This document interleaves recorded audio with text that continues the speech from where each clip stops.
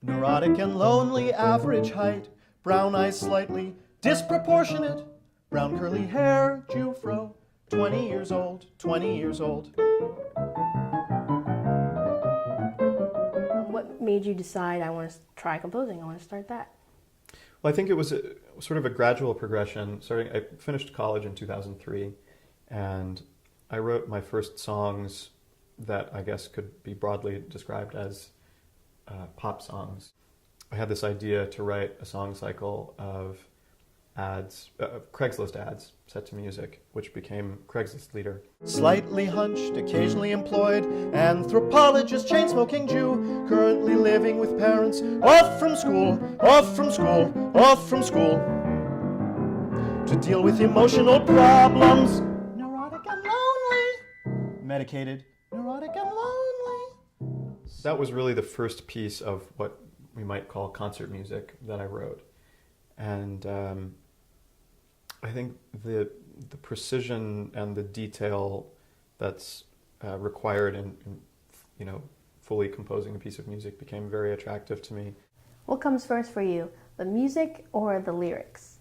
That's a great question, and in my case, it depends on the song. There are certain songs that a single word or a single line will emerge, and then the song will sort of develop from there.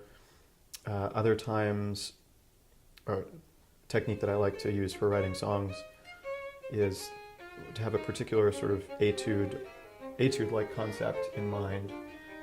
It might be a rhythmic idea, it might be a harmonic idea, it might be a melodic idea, and to develop enough of a chunk of a song where I can then go back and sort of fit words to it. Where else do you get your inspiration for your lyrics?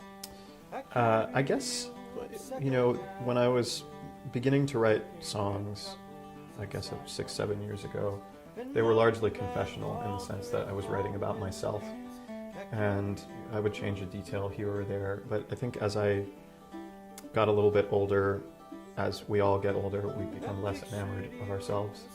And I've written a lot of songs that have been inspired by books that I've read. Very often I'll read a novel and then try to sum up the novel in a 3 or 4 minute song. I think sometimes historical events, sometimes buildings, places. I'm really attracted to the romance of place, writing a love song to a city, writing a love song to a building. These are things that have certainly inspired me a lot. And I think mostly just reading a great deal and keeping myself engaged with language is something that helps me. And of course, being present in the world and present in my life. Sometimes I'll write songs that are vaguely inspired by people who I know. Sometimes I fictionalize things about myself. Sometimes I write things that are still very confessional. So it sort of runs the gamut